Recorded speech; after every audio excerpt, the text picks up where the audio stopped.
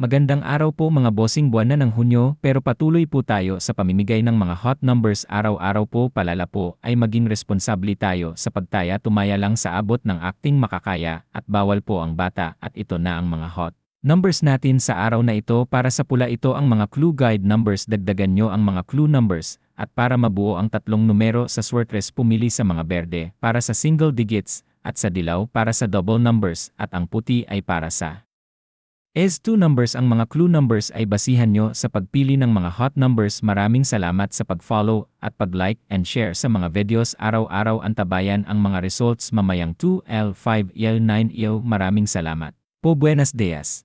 Good luck po sa ating lahat.